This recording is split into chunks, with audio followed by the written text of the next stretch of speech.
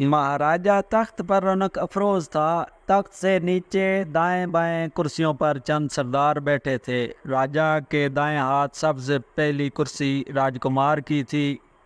راجکمار ایک خوش شکل اور باروب نوجوان تھا۔ کرسیوں کے پیچھے دو قطاروں میں چند عہدیدار ہاتھ باندھے کھڑے تھے۔ چوبدار دربار میں داخل ہوا اور رسمی آداب بجا لانے کے بعد بولا، مہاراج دلیپ سنگھ حاضر ہونے کی اجازت چاہتا ہے۔ راجا پریشان سا ہو گیا اور بولا، دلیپ سنگھ آ گیا؟ ابوالحسن اور اس کے ساتھی کہاں ہیں؟ چوبدار نے جواب دیا، مہاراج ان میں سے اس کے ساتھ کوئی نہیں، ایک عرب نوجوان ہے اور وہ بھی آپ کی خدمت میں حاضر ہونا چاہتا ہے۔ راجا نے کہا، بلاؤ۔ چوبدار کے واپس جانے کے تھوڑی دیر بعد دلیپ سنگھ ایک 20-22 سال کے عرب نوجوان کے ہمراہ داخل ہوا۔ دلیپ سنگھ کے ہاتھوں میں چاندی کا ایک تاشت تھا جس میں ایک سونے کی ڈبیا اور ایک خنجر تھا۔ خنجر کے دستے میں بیش قیمت ہیروں کے نگینے جگمگا رہے تھے۔ دلیپ سنگھ دروازے اور تخت کے درمیان مختلف مقامات پر 3 بار جھکا، پھر آگے بڑھا اور راجا کے سامنے تاشت رکھنے کے بعد ہاتھ باندھ کر کھڑا ہو گیا۔ لیکن اس دوران میں راجا، ولی عہد اور باقی حاضرین دربار کی نگاہیں زیادہ تر اس کے نوجوان ساتھی پر مرکوز رہی۔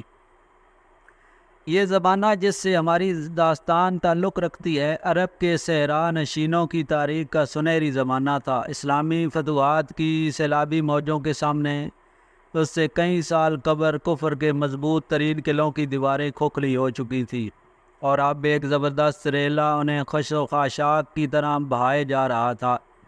ترکستان، ارمینیا اور شمالی افریقہ کے میدانوں میں ان کے گھوڑے سرپٹ دوڑ رہے تھے۔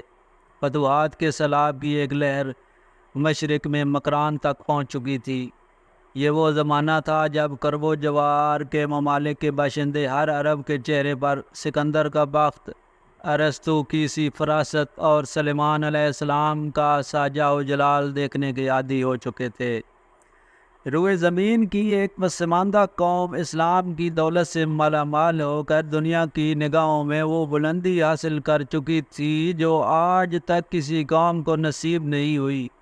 راجا کے دربار میں وہ نوجوان کھڑا تھا جس کے آباء و اجداد یرموک اور قادسیہ کی جنگوں میں مشرق اور مغرب کی 2 عظیم ترین سلطنتوں کی عظمت خاک میں ملا چکے تھے۔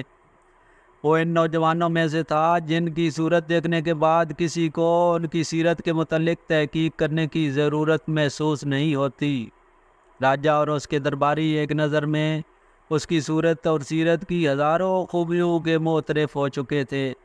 وہ بے پرواہی سے قدم اٹھاتا ہوا آگے بڑھا اور دیکھنے والوں کی نگاہیں اس کے جسم کی ہر جنبش میں ایک اعلیٰ درجہ کی خود اعتمادی دیکھنے لگی۔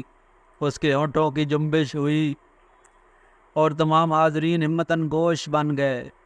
کچھ دیر السلام علیکم کے الفاظ راجا اور درباریوں کے کانوں میں گونجتے رہے۔ راجکمار وعلیکم السلام کہہ کر مسکراتا ہوا اٹھا اور تمام سردار اٹھ کر کھڑے ہو گئے۔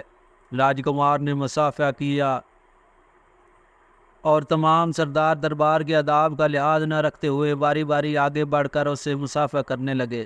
راجکمار نے اسے اپنے قریب بٹھا لیا اور ٹوٹی پھوٹی عربی میں اس سے باتیں کرنے لگا۔ راجکمار نے پوچھا، آپ کا نام؟ اس نے جواب دیا، زبیر۔ آپ کہاں سے آئے ہیں؟ بصرہ سے۔ ابوالحسن اور اس کے ساتھیوں کو کچھ پتہ چلا ہے؟ زبیر نے جواب دیا، نہیں، مجھے ڈر ہے کہ وہ راستے میں کسی حادثے کا شکار ہو گئے ہیں۔ راجکمار کے چہرے پر افسردگی چھا گئی۔ راجا کچھ دیر یہ فیصلہ نہ کر سکا کہ اسے راجکمار کی باتوں پر خوش ہونا چاہیے یا ناراض۔ حاضرین تخت کی بجائے ان 2 کرسیوں کی طرف دیکھ رہے تھے جن پر راجکمار اور نوجوان رونق افروز تھے، اور راجا کے لیے یہ نئی بات تھی، لیکن اپنے اکلوتے بیٹے کے منہ سے عربی کے ٹوٹے پھوٹے الفاظ سننے کی خوشی اس کی تلخی پر غالب آ رہی تھی۔ بالآخر اس نے کہا کہ ہم آپ کو دیکھ کر بہت خوش ہوئے ہیں۔ زبیر نے جواب دیا کہ سراندیپ کے راجا کو ہمارے خلیفہ اور داعی عراق سلام کہتے ہیں۔ یہ فقرہ نصف عربی اور نصف سراندیپ کی زبان میں ادا کیا گیا۔ راجا اور ولی عہد کی مسکراہٹ دیکھ کر تمام درباری ہنس پڑے۔ راجا نے پوچھا، یہ آپ نے ہماری زبان کہاں سے سیکھی ہے؟ زبیر نے دلیپ سنگھ کی طرف اشارہ کرتے ہوئے جواب دیا، یہ میری استاد ہیں۔ راجہ اور درباریوں نے دلیپ سنگھ کو پہلی دفعہ توجہ کا مستحق سمجھا۔ راجہ نے کہا، ہاں دلیپ، ابوالحسن کا کچھ پتہ نہیں چلا؟ دلیپ سنگھ نے جواب دیا، مہاراج، اس سال ہمارے ملک کا کوئی جہاز عرب کی کسی بندرگاہ تک نہیں پہنچا۔ بصرہ، مکہ، مدینہ اور دمشق میں ہر جگہ ان میں سے کسی نہ کسی کے رشتہ دار موجود تھے، لیکن سب نے یہی بتایا کہ وہ حج پر نہیں پہنچے۔ واپسی پر میں ہر بندرگاہ سے ان کا سراغ لگاتا ہوا آیا ہوں، لیکن ایسے معلوم ہوتا ہے کہ سندھ کے ساحل کے قریب ان کا جہاز کسی حادثے کا شکار ہو چکا ہے۔ مہاراج نے دمشق کے بادشاہ اور عراق کے حاکم کو جو تحائف بھیجے تھے وہ بھی ان کے پاس نہیں پہنچے، پھر بھی وہ آپ کا شکریہ ادا کرتے تھے۔ میں ان کی طرف سے یہ تحائف آپ کی خدمت میں لایا ہوں۔ اس سونے کی ڈبیا میں ایک ہیرا ہے، یہ دمشق کے بادشاہ نے بھیجا ہے، اور یہ خنجر عراق کے حاکم نے۔ میں عربی نسل کے 8 گھوڑے بھی لایا ہوں، 4 سفید ہیں جو بادشاہ نے دیے ہیں، اور 4 مشکی ہیں جو عراق کے حاکم نے بھیجے ہیں۔ انہیں شاہی استبل میں پہنچا دیا گیا ہے۔ راجہ نے جھک کر ڈبیا اٹھائی اور کھول کر کچھ دیر چمکدار ہیرا دیکھنے کے بعد خنجر اٹھا کر اس کے دستے کی تعریف کرتا رہا۔ اس کے بعد اس نے دونوں تحفے راجکمار کی طرف بڑھاتے ہوئے کہا، دیکھو راجکمار، یہ تحفہ اس بادشاہ کا ہے جس کا لوہا ہر لوہے کو کاٹتا ہے، جس کی سلطنت میں کئی دریا، کئی پہاڑ اور کئی سمندر ہیں، جس کے سپاہی پتھر کے قلعوں کو مٹی کے گھروندے سمجھتے ہیں اور گھوڑوں پر سوار ہو کر دریاؤں کو عبور کرتے ہیں۔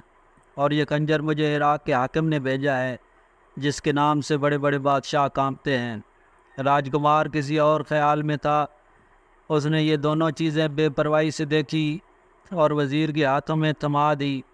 یہ تحائف جنہیں سراندیب کا سادہ دل راجہ روئے زمین کے تمام خزانوں سے زیادہ قیمتی سمجھتا تھا، یکے بعد دیگرے تمام درباریوں کے ہاتھوں میں گردش کرنے کے بعد پھر راجہ کے پاس پہنچ گئے۔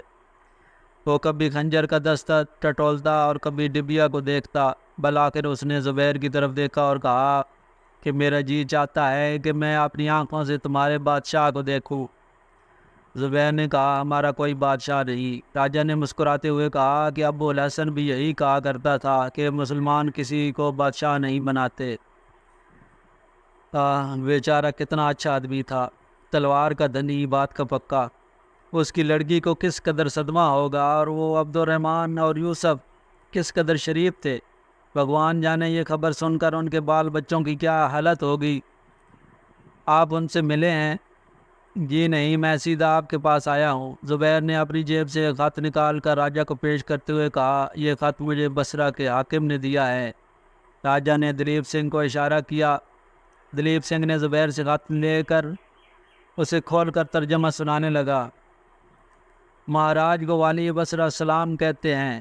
وہ عرب تاجروں کی بیواؤں اور یتیم بچوں کے ساتھ نیک سلوک کے ممنون ہیں۔ ان کی خواہش ہے کہ مہاراج ان بیواؤں اور یتیم بچوں کو بصرہ پہنچا دینے کا بندوبست کریں۔ وہ آپ کے ایلچی کے ساتھ اپنی فوج کے ایک سپہ سالار زبیر کو ایک جہاز دے کر بھیج رہے ہیں اور امید کرتے ہیں کہ آپ بہت جلد ان کی روانگی کا بندوبست کر دیں گے۔ والی بصرہ کا خیال ہے کہ ابوالحسن اور اس کے ساتھی ہندوستان کے مغربی ساحل پر کسی حادثے کا شکار ہو گئے ہیں۔ اگر یہ پتہ چلا کہ ان کا جہاز کسی علاقے کے بیری لٹیروں نے غرق کیا ہے تو انہیں سزا دینے میں کسی قسم کی تاخیر نہ ہوگی۔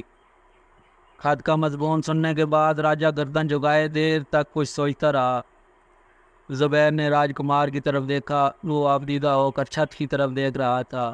زبیر نے کہا، آپ بہت پریشان ہیں، معلوم ہوتا ہے کہ آپ کو عربوں کے ساتھ بہت انس تھا۔ راجکمار کے ہونٹوں پر کپ کپی سی طاری ہو گئی۔ اس نے آنسوؤں کو ضبط کرنے کی ناکام کوشش کی، پھر اپنی جگہ سے اٹھا اور کوئی بات کیے بغیر عقب کے کمرے میں چلا گیا۔ راجہ کو بذات خود ابوالحسن کے ساتھ دلی لگاؤ تھا۔ اس کی موت کی خبر اس کے لیے کم المناک نہ تھی، لیکن مسلمانوں کے خلیفہ کے ایلچی کی موجودگی کا احساس اسے انتہائی ضبط سے کام لینے پر مجبور کر رہا تھا۔ راجکمار کے اٹھ جانے کے بعد اس نے زبیر اور دلیپ سنگھ کے سوا تمام درباریوں کو رخصت کا حکم دیا اور زبیر سے کہا، راجکمار کو ابوالحسن کے ساتھ بے حد انس تھا۔ میں بھی اسے اپنا بھائی سمجھتا تھا۔ مجھے اس کی موت کا بہت دکھ ہے۔ لیکن یہ کیسے کہا جا سکتا ہے کہ وہ اور اس کے ساتھی مر چکے ہیں؟ ممکن ہے کہ انہیں راستے میں بحری ڈاکوؤں نے گرفتار کر لیا ہو۔ مجھے سب سے زیادہ بیچاری نہید کا دکھ ہے، ابھی وہ اپنی ماں کا غم نہیں بھولی، اب یہ صدمہ اس کے لیے ناقابل برداشت ہوگا۔ زبیر نے سوال کیا، یہ ناہید کون ہے؟